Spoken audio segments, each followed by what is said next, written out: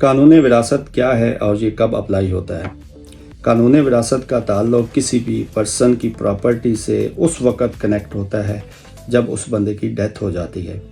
Death سے پہلے جب بھی کوئی بندہ اپنی پراپرٹی اپنے کسی قریبی عزیز کو، اپنے بیٹا، بیٹی، وائف، مدر اور فادر اور برادر،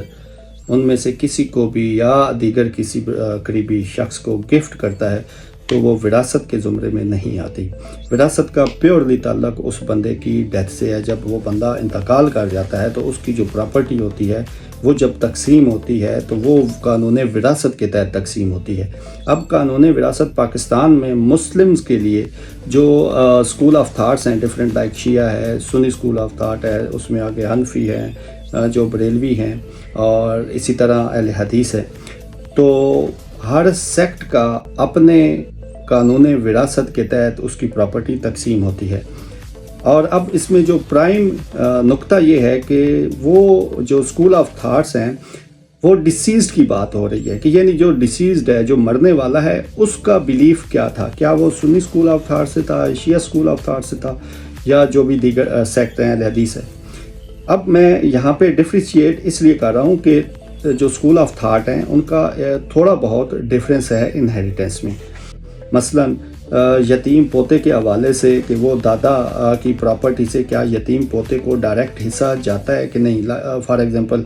کہ دادا ہے، اس کے 3 بیٹے ہیں، اس میں سے ایک بیٹا وہ اس کی دادے کی زندگی میں ہی فوت ہو گیا ہے اور آگے اس کی اولاد بھی ہے، تو جب دادا فوت ہوگا تو اس کی جو انہیریٹنس تقسیم ہوگی وہ حنفی لاء کے مطابق وہ جو پوتے ہیں جو یتیم رہ گئے ان کو حصہ نہیں جائے گا، ویئر ایز کہ فقہ جعفری اور فقہ اہل حدیث کے مطابق ان کو پراپرٹی جاتی ہے۔ اب چونکہ پاکستان میں یہ کافی سارے مسائل رہے اس انہیریٹنس کے حوالے سے، تو سپریم کورٹ میں یہ کیس گیا، ہیلڈ کیا کہ چاہے وہ کسی بھی اسکول آف تھاٹ سے تعلق رکھتا ہو، ڈیسیزڈ کی پراپرٹی اگر اس کا یتیم پوتے رہ گئے تو ان کو بھی اسی طرح حصہ جائے گا جس طرح باقی زندہ جو بیٹے ہیں ان کو جا رہا ہے، یعنی ان کے جو ڈیسیزڈ ہے اس کا جو بیٹا مر چکا ہے اس کا جو شیئر بنے گا وہ آگے اس کی اولاد کو جائے گا۔ میں سمجھتا ہوں کہ یہ انصاف کے تقاضوں کے مطابق ہے اور یہ دیر آیا درست آیا تو ایک اچھا فیصلہ۔ بہرحال اب کچھ لوگوں کو یہ پرابلم یہ ہوتا ہے، وہ آتے ہیں کہ جی اس کا فار ایگزامپل وائف آتی ہے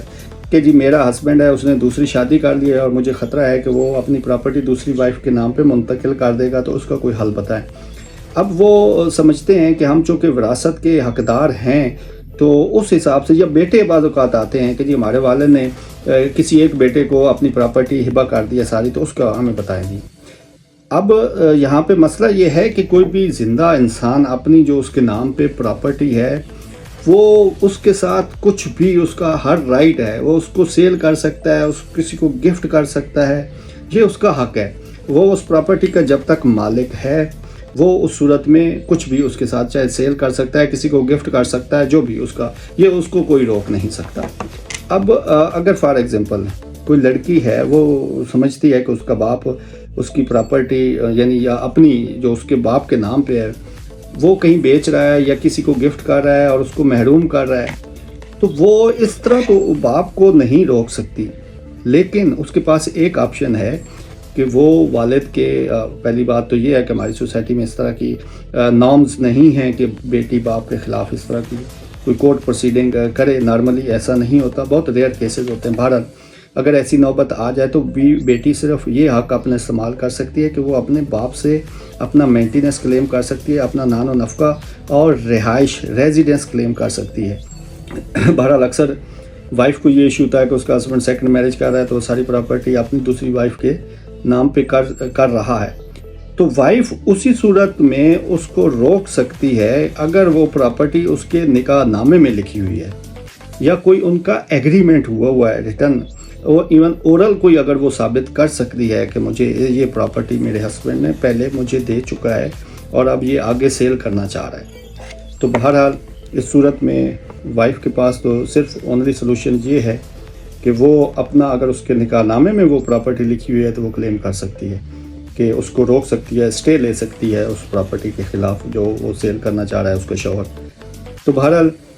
وراثت کا تعلق اس کے جو قانون وراثت ہے وہ تبھی اپلائی ہوتا ہے جب وہ بندہ فوت ہو جاتا ہے، اس کے علاوہ جب وہ بندہ زندہ ہے تو وہ اپنی پراپرٹی کو بیچ بھی سکتا ہے، کسی کو گفٹ بھی کر سکتا ہے، اس کے پاس تمام اختیارات ہیں۔ اس کے حوالے سے مزید کسی کو کوئی معلومات چاہیے تو وہ مجھ سے رابطہ کر سکتا ہے۔ Thank you so much.